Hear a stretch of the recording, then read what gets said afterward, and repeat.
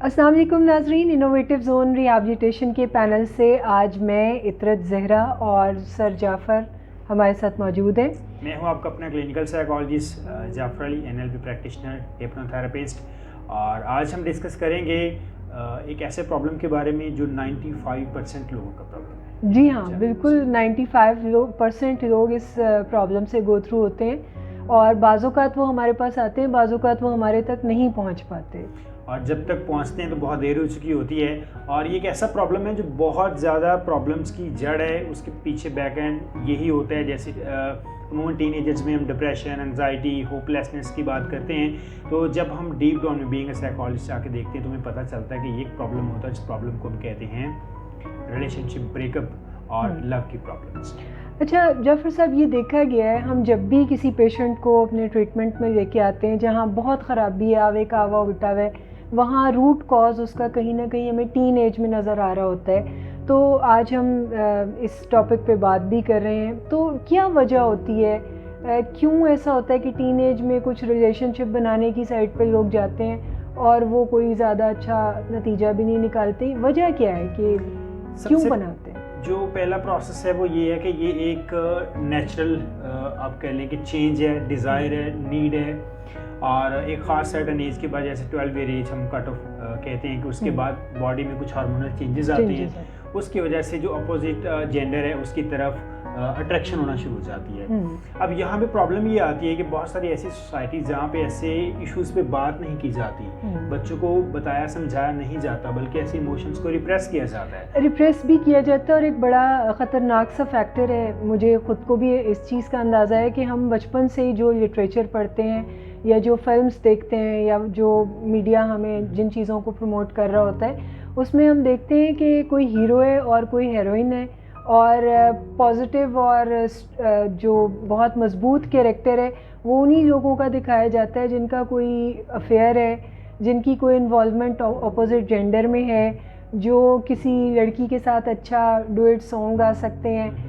तो ये वो चीज़ें हैं जो लोगों के जहन में कोई तासुर बनाती हैं और साथ साथ में एक तासुर ये भी बनाती हैं कि अगर किसी का ऐसा रिलेशन होता है तो वो बड़ी मुश्किलों में से गुजरते हैं। हाँ, यानी कि अगर किसी का कोई ऐसा रिलेशन है तो वो बहुत एक डिफ़िकल्ट सा रिलेशन है। हाँ, ऐसे और आफ्टर मैरिज, ये अभी हम प्री मैरिज की बात करें, आफ्टर मैरिज भी अगर हम देखते हैं, वो नेक्स्ट हम डिटेल में डिस्कस करेंगे, वहाँ पे भी लोगों को लगता है कि अगर किसी की अच्छी अंडरस्टैंडिंग है तो घर में बहुत ज़्यादा कुर्बानियाँ दे रहा है, बड़ी सेक्रीफाइस कर रहा है, मतलब वो अपनी मोहब्बत को बड़ा बचा बचा के लेके चल रहा है, वो कि वो मियाँ बीवी की मोहब्बत है। So you are very right कि मूवीज़ में, ड्रामाज में हम इस कॉन्सेप्ट को देखते हैं कि जब कोई रिलेशन को लेके चल रहा होता है तो वो बड़ा एक पेन वाला लेके चलो।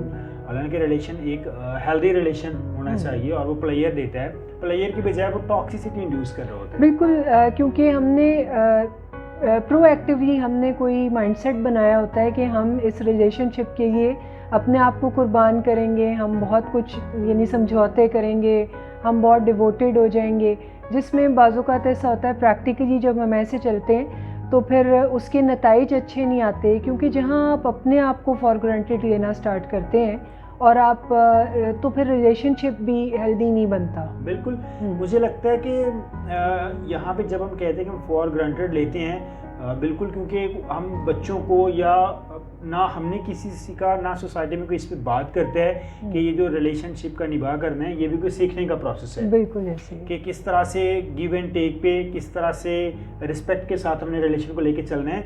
और बिल्कुल भी इसके बारे में एजुकेशन नहीं होती कि इस स्पेसिफिक केस के बाद जब रिलेशन बनेगा। मैं आपकी बात सेकंड करूंगी कि ये बहुत बड़ा डायलेमा है कि हम बच्चों की शादियां उस वक्त प्लान करते हैं जब हम देखते हैं कि ये एडल्ट हो गए हैं, अब इनकी इतनी एज हो गई है। बहुत सारे माँ बाप कंसर्न होते हैं कि लड़की की उम्र इतनी हो गई है तो अब उसकी शादी कर देनी चाहिए।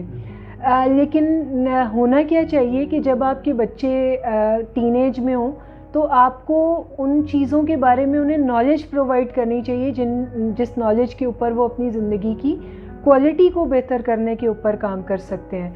और वो जो नॉलेज है वो मेरे ख्याल में जो मोस्ट इम्पोर्टेंट है वो यही है कि आपकी लाइफ में आपके रिलेशंस कैसे हैं, और रिलेशंस को मतलब नॉलेज, रिलेशंस के बारे में मैक्सिमम नॉलेज कि रिश्तों के बारे में उनको आप कैसे बेहतर तरीके से डे बाय डे इम्प्रूव कर सकते हैं, कैसे बेहतर कर सकते हैं। फॉर ग्रांटेड हम ये भी तो ले लेते हैं ना कि अगर दो घर में बहन भाई हैं, दो पैदा हो गए तो बहन भाई हैं, फिर आगे कोई रिस्पेक्ट की, कोई निभा की ऐसी कोई ट्रेनिंग ही नहीं है, ऐसा कोई पर्पज ही नहीं है। शादी हो गई है, अम्मा अब्बा ने शादी कर दी है, इट्स फॉर ग्रांटेड रिलेशन, अब मियाँ बीवी हैं तो चल रहे हैं ना, मतलब हम उसमें कोई एफर्ट पुट नहीं कर रहे होते, नहीं बिल्कुल। और फिर एफर्ट पुट ना करने की वजह से हमें बहुत ज़्यादा मुश्किलात भी आ रही होती हैं। फिर हम इस चीज़ की तरफ आ जाते हैं कि रिलेशनशिप था, ब्रेकअप हो गया, डाइवोर्स हो गई।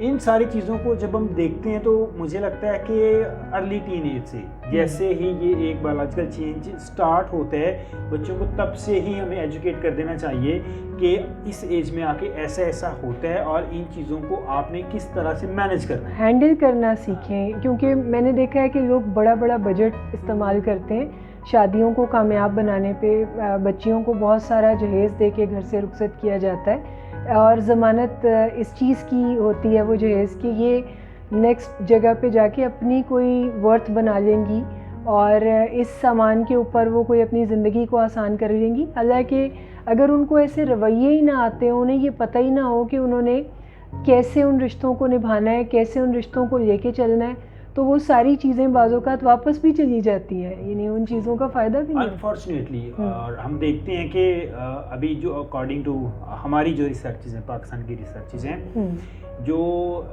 लव मैरिजेस होती हैं 70% तक पहले साल के अंदर अंदर डाइवोर्स हो जाती है। ऐसे ही। और वैसे भी दुनिया में जो शादियां हो रही हैं, अभी भी हो रही हैं, जो डाइवोर्स रेशो है, अगर हम सिर्फ डाइवोर्स रेशो की बात करें तो 70% डाइवोर्स पहले साल में ही हो जाता है। उसकी वजह ये होती है, जो मुझे समझ आती है और जो रिसर्चेस बताती हैं, कि जो पहला साल होता, पहले 2 साल होते हैं, इसे नेस्टिंग पीरियड कहते हैं, एक दूसरे को अंडरस्टैंड करना, टॉलरेट करना, एक दूसरे की हैबिट्स के साथ कंप्रोमाइज करना। अनफॉर्चुनेटली जब पहले ऐसी कोई ट्रेनिंग हुई ही नहीं होती तो नेस्टिंग देखिए, हम जो हमारी ह्यूमन इंस्टिंक्ट है, ये पीछे से एनिमल इंस्टिंक्ट है ना, अगर 2 एनिमल एक दूसरे को एक्सेप्ट नहीं करते वो क्या करेंगे? फाइट करेंगे, फाइट ही करेंगे डेफिनेटली, ठीक है। अगर फाइट करेंगे तो फिर अल्टीमेटली किसी एक को तो वो जगह छोड़ के जानी हो। ऐसे ही है। इसी प्रिंसिपल को अगर हम अपने माइंड में रखें और हमें पता हो कि ये जो जितना सामान दिया है, जहेज दिया है, ये उस जो नेस्टिंग पीरियड है उसमें कहीं पे भी कोई अमल दखल नहीं करेगा, मतलब इसका फायदा नहीं होगा, ठीक है। हाँ, इससे अगर ये आपको लग रहा है, ये बीइंग ए ह्यूमन हमें लग रहा है कि इससे हम कोई कवर कर लेंगे, हम अपनी कमियों कोताहियों को छुपा लेंगे, कोई बात नहीं, अगर वो मिजाज की चिड़चिड़ी है या गुस्सा करती है, लेकिन देखो अपने साथ गाड़ी में होंडा सिटी भी तो लेके आई है ना, ठीक है। मतलब ये ऐसी चीजें, लाखों का गरारा भी तो पहना हुआ है ना, अगर ज़्यादा अच्छा रवैया नहीं भी है तो तस्वीर अच्छी आ रही, मेकअप अच्छा करा है। बिल्कुल। सो ये प्रॉब्लम्स हैं जो जिन्हें हमें सबसे पहले एक्सेप्ट करना चाहिए। हम तस्लीम ही नहीं करते। जब हम तस्लीम नहीं करते तो फिर हमें ये फेस करना पड़ती है ना। अगर हम इन्हें तस्लीम ही कर लेंगे, ये प्रॉब्लम्स आ सकती हैं, फिर उनके सोल्यूशन के बारे में पहले से कुछ प्लान करना शुरू करें। असल में मैं जो लिमिटेशन देखती हूँ वो मैं ये देखती हूँ कि ज़्यादातर अफराद को उनका ब्रेन सजेशन यही दे रहा होता है कि या तो आप फ्लाइट करें या फाइट करें, और वो इन्हीं दोनों रिस्पॉन्सेस को लेके अपनी ज़िंदगी को बर्बाद कर रहे होते हैं। या तो वो फाइट कर रहे होते हैं या वो फ्लाइट कर रहे होते हैं, लेकिन वो डील नहीं कर रहे होते, वो रिस्पॉन्सिबल नहीं बन रहे होते चीज़ों को ठीक करने। Very true. और आज जैसे इस वीडियो में हमने बहुत सारी चीज़ें डिस्कस की जो हमारी प्रॉब्लम से मुतालिक थी, तो नेक्स्ट वीडियो में डिस्कस करेंगे अबाउट द सॉल्यूशंस, कि इन सारे मसाइल को हम हल कैसे कर सकते हैं, कैसे हम एक पुरसकून बाएतमाद अच्छे रिलेशन वाली ज़िंदगी गुजार सकते हैं। सो कीप वाचिंग, अपना ख्याल रखिएगा। Thank you.